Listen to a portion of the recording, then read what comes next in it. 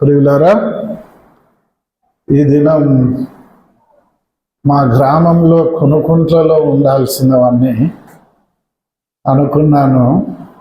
కానీ uncle phone చేయడం వల్ల సరే అంకుల్ వస్తాను అని చెప్పాను. చూసారు, ఏం నాకు తెలియదు, లేనట్టుంది. అయినా ఇంకొక సేవకుని కూడా నడిపించాడు. దేవునికి స్తోత్రములు. కొద్ది నిమిషాలు దేవుని వాక్యము మరి క్లుప్తంగానే ధ్యానించుకుందాం. మరలా సేవకునికి అవకాశం ఇస్తాం.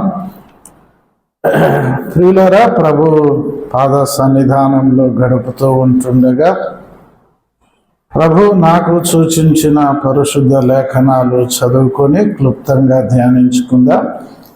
చిన్న ప్రార్థన చేద్దాం. మహాపరిశుద్ధుడగు దేవా, ఆరాధనలో ఇచ్చిన మంచి సమయమును బట్టి మహాదేవ, మా ప్రభు అయిన యేసుక్రీస్తు ప్రభువ, గొప్ప దేవ, మీకు స్తుతులు స్తోత్రములు. నాయన, ప్రకటించిన ప్రతి ప్రకటనను మీ సన్నిధిలో ఎత్తి పట్టుకుంటున్నాం.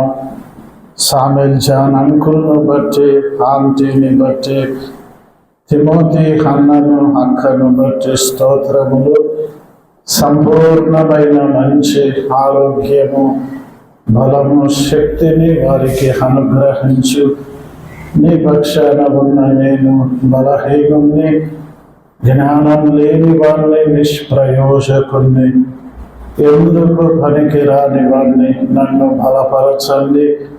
తరువాత చెప్పబోయే మీ దాసుని బలపరచి మీరే మహిమ పొందుమని, ఈ అంత్య దినాలలో మీ మహిమ కొరకు మేము జీవించుటకు నీ గొప్ప సహాయం చేయమని, ప్రభువా మీరే మాట్లాడమని మా ప్రభు అయిన యేసుక్రీస్తు పరిశుద్ధ నామమున ప్రార్థన చేస్తున్నాము తండ్రి, ఆమేన్. ప్రియులారా, సమూయేలు మొదటి గ్రంథములో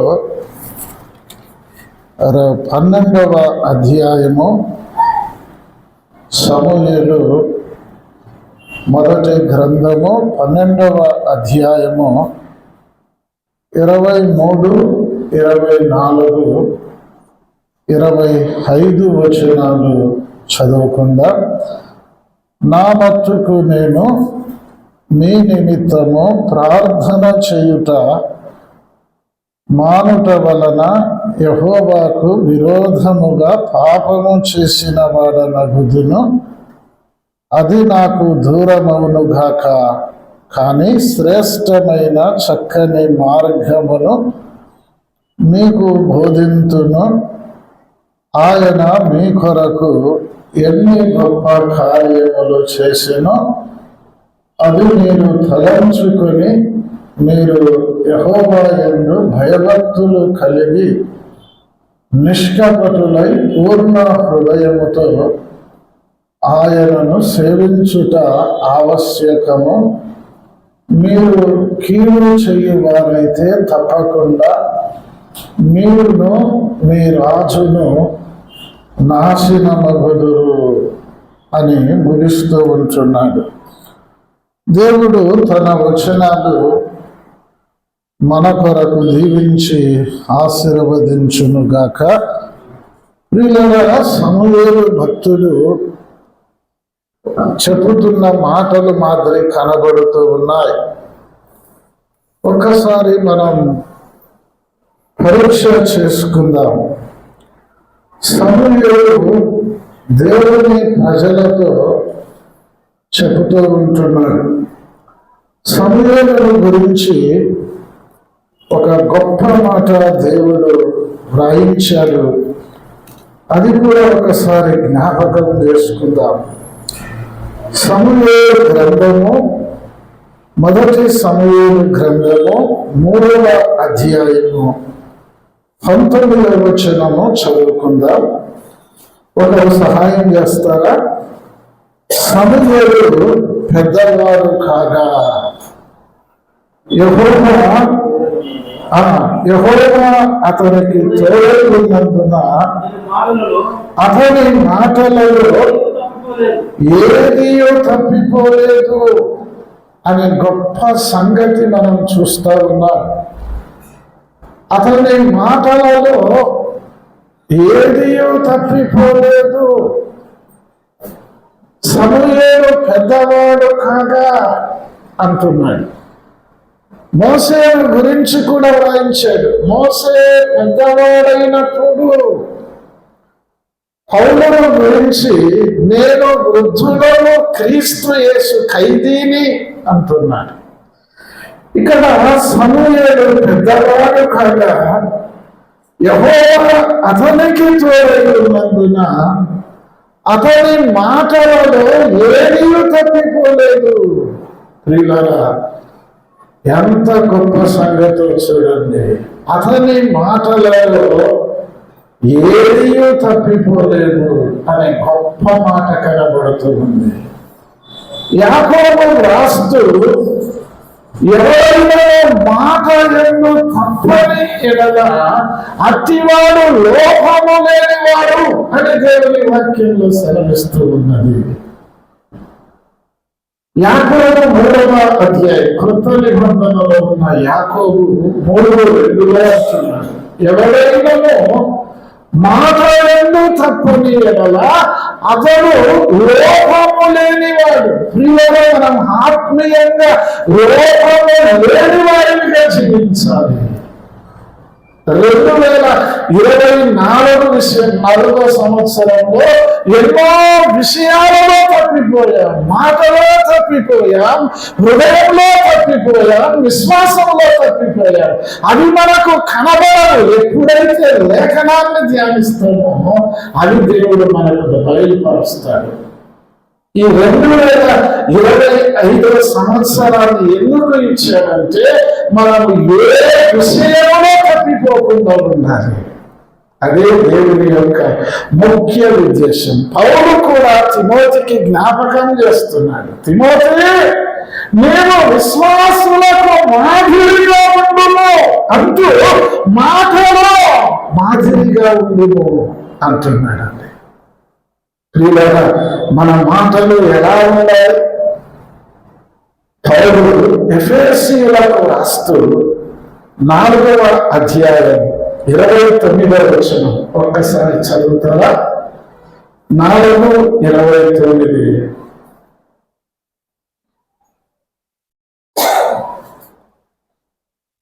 త్వరగా చదవాలి, సమయం లేదు. 4:29.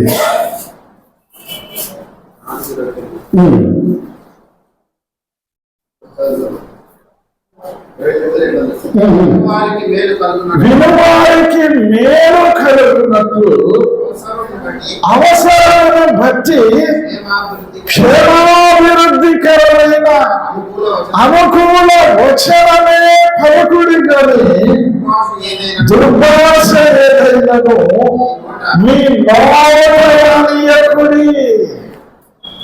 ప్రియులారా, వినువారికి మేలు కలుగునట్లు అవసరాలను బట్టి క్షేమాభివృద్ధికరమైన అనుకూల వచనమే పలుకుడి గాని దుర్భాష మీ నోట రానియకుడి అంటున్నాడు.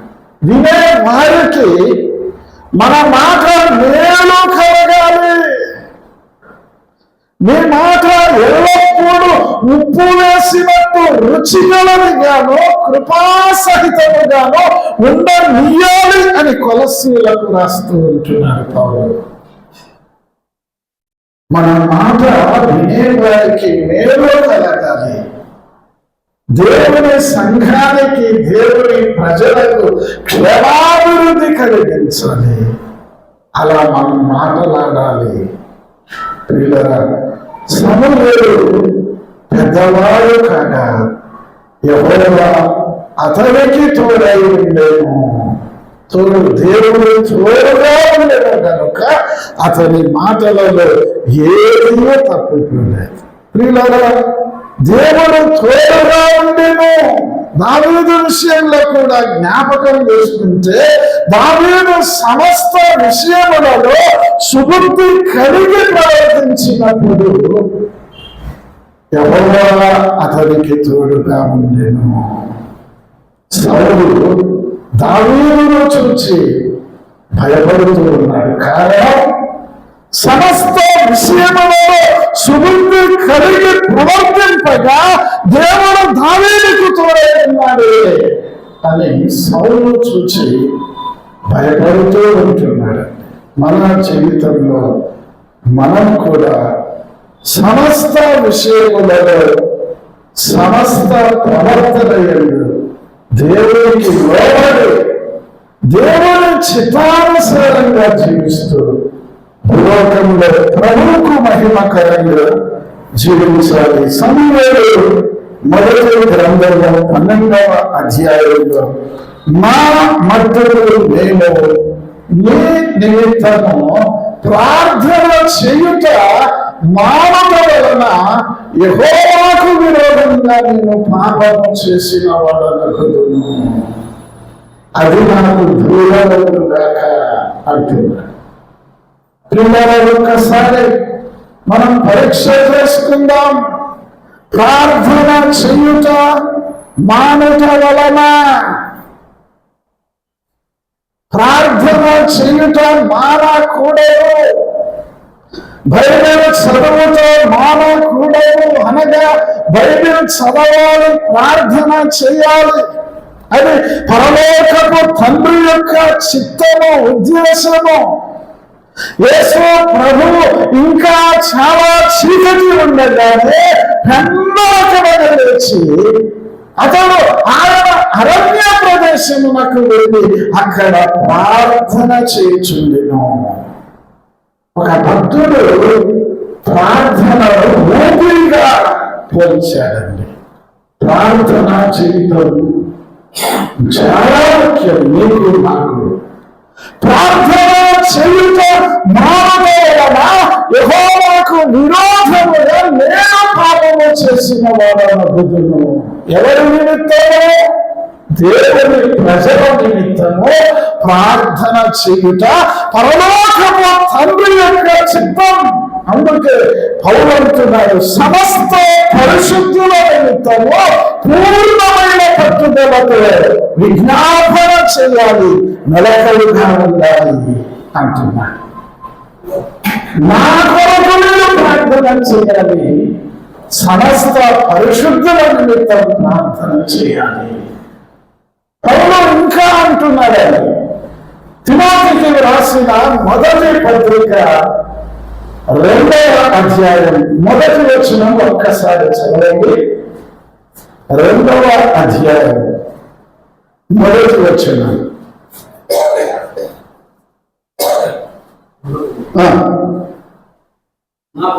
అది మొదటి పత్రిక 2వ అధ్యాయం మొదటి వచనం.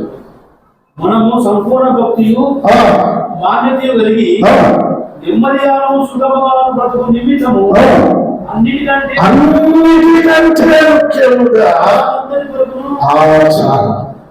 అన్నిటికంటే ముఖ్యంగా అన్నాడు. ఇది ఎంతో గొప్ప మాట. ఇది మంచిది. మన రక్షకుడు దేవుని దృష్టికి అనుకూలమై ఉన్నది అంటున్నాడు.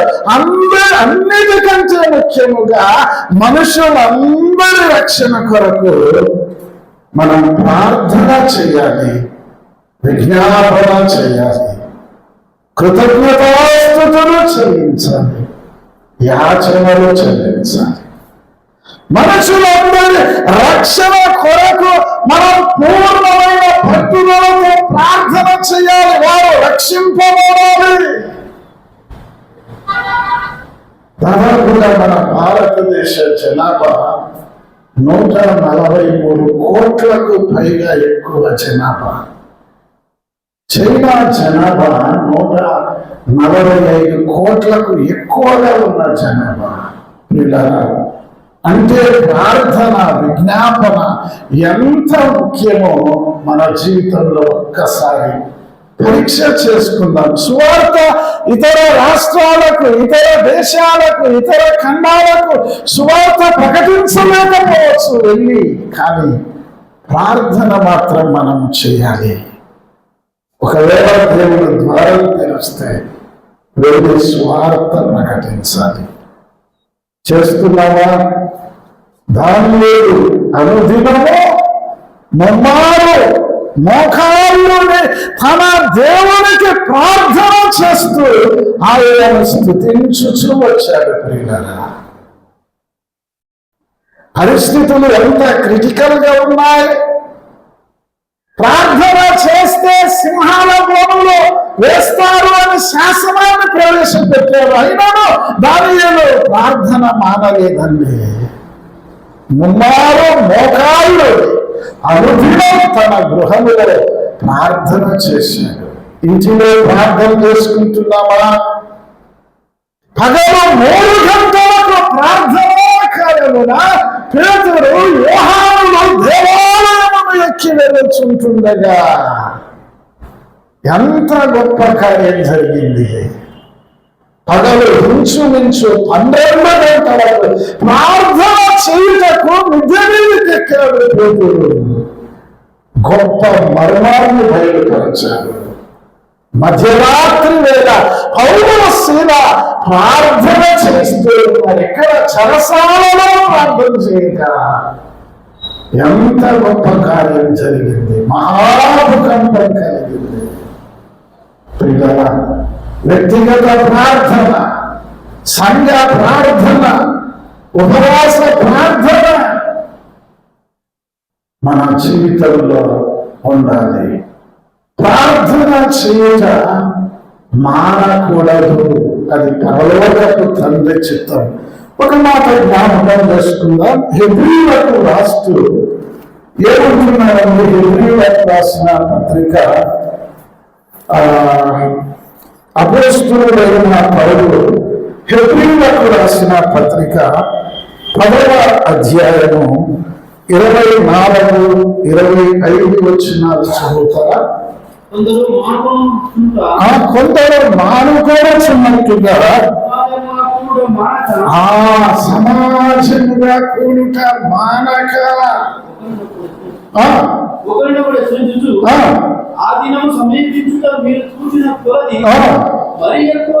మరి ఎక్కువగా ఆరాధన చేయొచ్చు. ప్రేమ చూపుటకును సత్కార్యములు చేయుటకును. ఇక్కడ ఏమంటున్నాడండి? కొందరు మానుకొనుచున్నట్టుగా సమాజముగా కూడుట మానక. సమాజంలో మనం కూడుకోవాలి. వీరు అపోస్తుల బోధ ఎందును, సహవాసం అందును, ప్రార్థన చేయుట ఎందును, రొట్టె విడుచుట ఎందును ఎడతెగక చేయుచుండేవి. అప్పుడు ప్రతివానికి భయం కలిగిందండి. సమాజముగా కూడుట మానకూడదు. ఆదివారం ఆరాధనకు మనం కూడుకుంటాం. సమాజముగా కూడుకోవాలి. బైబిల్ స్టడీకి కూడుకోవాలి. ప్రార్థన కూడికకు కూడుకోవాలి. సహోదరులైతే సహోదరుల కూడికకు, సువార్త కూడికకు మనం కూడుకోవాలి. కూడికలకు వస్తున్నామా? పోయిన సంవత్సరంలో ఎన్ని ఆదివారాలు మనం ఆరాధన చేశాం? ప్రభువు స్తోత్రం. ఒక ఆదివారం కూడా నేను మిస్ కాలేదు. అన్ని ఆదివారాలు ప్రభువును ఆరాధించాను. ఎన్ని ఆదివారాలు మనం మిస్ అవుతున్నాం? ఎన్నో బైబిల్ క్లాసులకు మిస్ అవుతున్నాం. ఎన్నో ప్రార్థనా కోరికలకు మిస్ అవుతున్నాం. ప్రియులార, నియామక కోరికలు బైబిల్లో ఉన్నాయి, ఖచ్చితంగా రావాలి. నియామక కోరికలకు రాకపోతే సియోను మార్గములో ప్రలాపించుచున్నాయి అంటున్నారండి. ఉద్యోగానికి అయితే వెళ్తున్నావు, నియామక కోరికలకు రావాలి, ఖచ్చితంగా రావాలి. ప్రియులారా, దేవుని సన్నిధికి రావాలి. సమాజముగా కూడుట మనం మానకూడదు. ప్రేమ చూపుటకు, సత్కార్యే చేయుటకు, ఒకరినొకరం పురిపోతుకోవాలి, హెచ్చరించుకోవాలని దేవుని వాక్యం సెలవిస్తుంది. బైబిల్ స్టడీకి రాకపోతే బైబిల్ ఏమి అర్థమవుతుందండి? కనుక దేవుని సమాజపు కోరికలలో, దేవుని సమాజంలో దేవుడు ప్రభువున్నాడు. కనుక ఖచ్చితంగా మనము మానకూడదు అని దేవుని వాక్యం సెలవిస్తుంది. నా మట్టుకు నేను నీ నిమిత్తము ప్రార్థన చేయుట మానవ వలన యెహోవాకు విరోధముగా పాపము చేసిన వాడనగుదును, అది నాకు దూరమవుగాక. ఎంత మంచి మనసు కలిగిన సమయం. మత్తయి సువార్త 16వ అధ్యాయంలో యేసు ప్రభు తన శిష్యులకు చెప్తా ఉన్నాడండి. ఏమని చెప్తున్నాడు? నేను అనేక హింసలు, శ్రమలు పడి, బాధలు అనుభవించి, చనిపోయి సమాధి చేయబడి సమాధిని తిరిగి లేస్తాను అని యేసు ప్రభు తన శిష్యులకు చెబుతూ ఉన్నప్పుడు పేదలు ఏం చేశాడండి?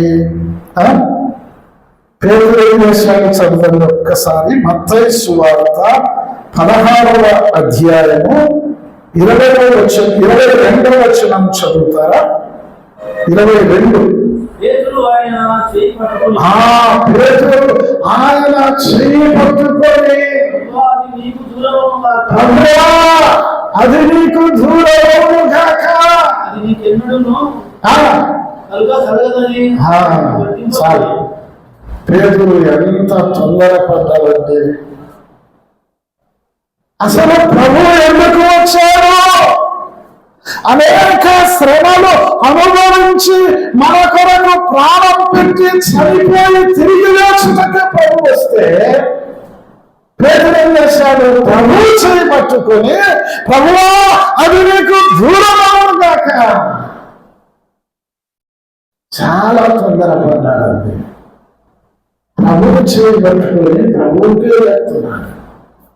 వెంటనే పేతురు వైపు చూసి, సాతానా నా వెనుకకు పొమ్ము, నీవు నాకు అభ్యంతరంగా ఉన్నావు. మనుషుల సంగతులనే నీవు ఆలోచిస్తున్నావు, కానీ దేవుని సంగతులు నీవు ఆలోచించడం లేదు. వెంటనే పేతురు చేసుకున్నాడు. ఒక ప్రసంగం చేస్తే 3,000 మంది రక్షించబడ్డారు. ప్రియులారా, మనం చాలా సార్లు దేవుని సంగతులు, దేవుని మార్గాలు, దేవుని క్రియల గురించి ఆలోచించాం. మానవుల సంగతులు, మానవుల పద్ధతులని మనం ఆలోచిస్తాము. నీవు నాకు అభ్యంతరంగా ఉన్నావు. పేతురే ప్రభువుకు అభ్యంతరంగా ఉంటే మనం ఎన్నిసార్లు అభ్యంతరంగా ఉంటున్నాం ప్రభువుకు కానీ, దేవుని సంఘానికి కానీ, దేవుని ప్రజలకు కానీ మనం అభ్యంతరంగా ఉండకూడదు. ఏమిటి? అనేక హింసలు, శ్రమలు, కష్టాలు అనుభవించాలి. నేను ఆ శిలువ మరణం పొందాలి, సమాధి చేయబడాలి, సమాధిని తిరిగి లేవాలి. అందుకే నేను పరలోకం నుండి దిగి వస్తే అది నీకు దూరమవుగాక అని అంటావా? ప్రియులారా, శ్రమ వచ్చి ఉండుట నాకు నేరమవును. మన జీవితంలో దేవుడు కొన్నిసార్లు శ్రమలు అలౌ చేస్తాడు, కష్టాలు అలౌ చేస్తాడు. కొన్నిసార్లు గాఢాంధకారపు మార్గంలో నడిపిస్తాడు. వాటిని మనం పోగొట్టుకోకూడదు. పౌలు తిమోతితో ఏమన్నాడు? 2వ పత్రిక 2వ అధ్యాయం 3వ వచనం ఒక్కసారి చదవండి. ఏమన్నాడు?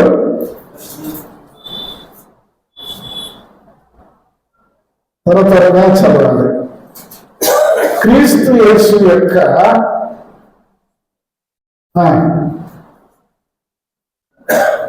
మీరు చదవాలి, టైం అయిపోతుంది. క్రీస్తు 2వ పత్రిక 2వ అధ్యాయము 3వ వచనం.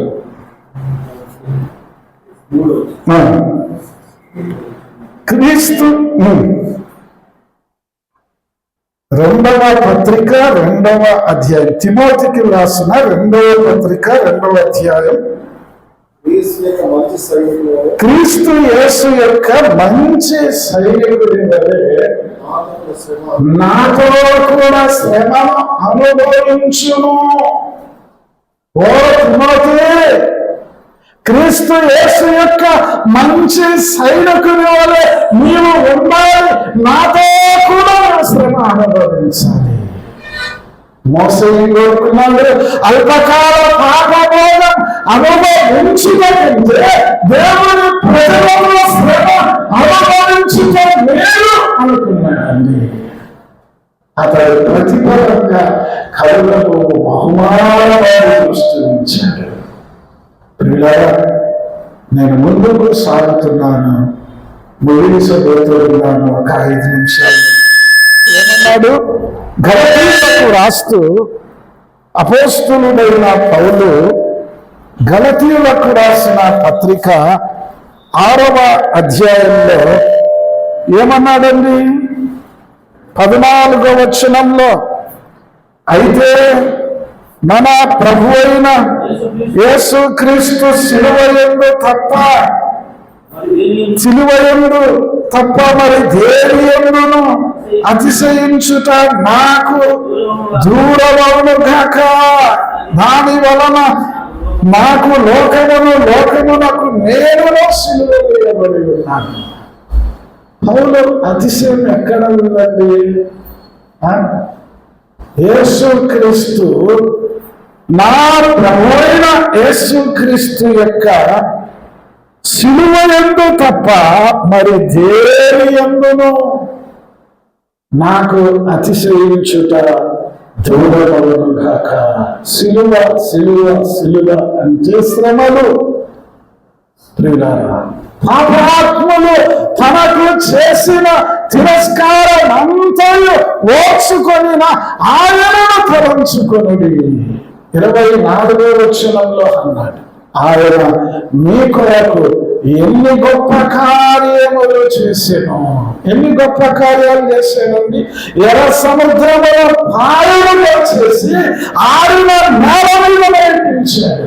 నీకు నాకు ఎన్ని గొప్ప కార్యాలు చేశాడు? గొప్ప రక్షణనిచ్చాడు. రక్షణ గొప్పది.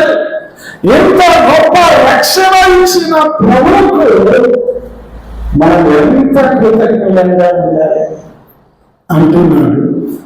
ఆయన మీ కొరకు ఎన్ని గొప్ప కార్యాలు చేశాడో మీరు అది తలంచుకొని యెహోవా యందు భయభక్తులు కలిగి నిష్కపటులుగా ఉండాలి. అంటే కపటము లేని జీవితం జీవిస్తూ ఆయనను మనం సేవించాలి.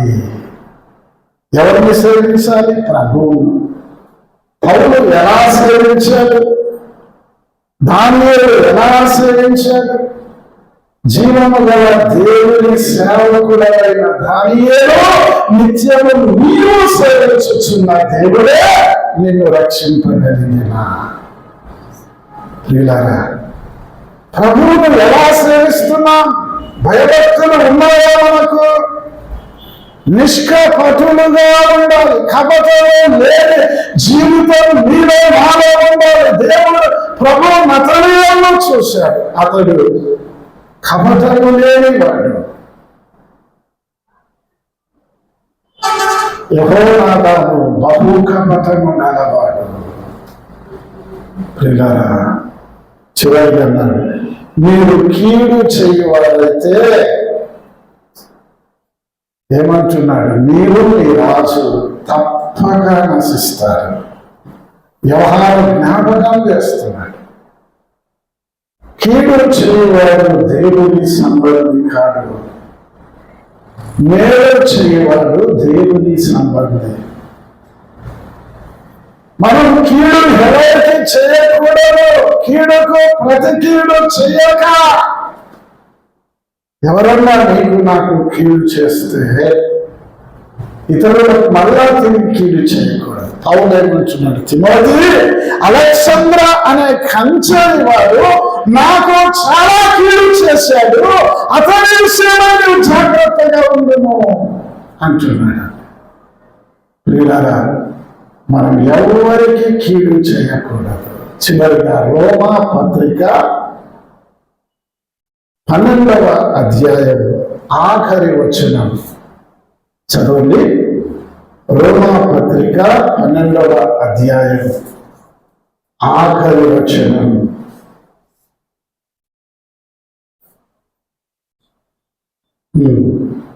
చదవమన్నా.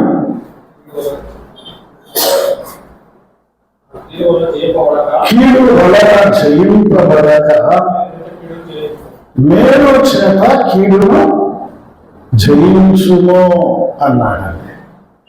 మనం జయ జీవితం జీవించాలి. 2025 సంవత్సరాలను ఎందుకు ఇచ్చాడు? దేవుని మూలముగా పుట్టినవాడు లోకమును జయించుదురు అన్నాడు. లోకమును జయించిన విజయం మన విశ్వాసమే. లోకాన్ని జయించాలి అనగా శరీరాశ, నేత్రాశ, జీవపుడలను జయించాలి. కీడు వలన జయింపబడక మేలు చేత కీడును జయించాలి. ప్రియులారా, ఒక్కసారి పరీక్ష చేసుకుందాం. మీరు కీడుకు దూరంగా ఉండాలి అని పేతురు కూడా జ్ఞాపకం చేస్తా ఉన్నాడు. మన మట్టుకు మనం ఎలా ఉంటున్నాం? పేతురు 2వ పత్రికలో ఉన్నాడు, మీ మట్టుకు మీరు పూర్ణ జాగ్రత్త గల వారై ఉండాలి. విశ్వాసమునందు సద్గుణము వల్ల అమర్చుకోవాలి. నా మట్టుకు నేను, నీ మట్టుకు నేను, మన మట్టుకు మనం. ప్రార్థనా కూడికను మానకూడదు. సమాజముగా కూడుట మనం మానకూడదు. సమాజంగా కూడుకోవాలి. దేవుని మహిమ కొరకు జీవించాలి. మన బాహ్య పురుషుడు కృషించుచున్నాను, ఆంతర్య పురుషుడు దినదినము నూతనపరచబడాలి. నిష్కపటులంగా ఉంటూ ప్రభువును సేవించాలి. ఎవరికి కీడు చేయకోకుండా మేలు చేస్తూ భూలోకంలో మనం సాక్ష్యం కలిగి ప్రభువు కొరకు జీవించాలి. ఈ కూడికలో ఇంకా ఎవరైనా యేసు ప్రభువునందు విశ్వాసం ఉంచకపోతే వాళ్ళు విశ్వాసం నుంచి రక్షింపబడి పరలోక రాజ్యానికి వారసులు కావాలి. రక్షింపబడిన మనం దేవుని మహిమ కొరకు జీవిద్దాం. ప్రభు తన వాక్యము మన కొరకు దీవించి ఆశీర్వదించుగాక. కొద్దిగా లేట్ అయింది, క్షమించండి. Thank you.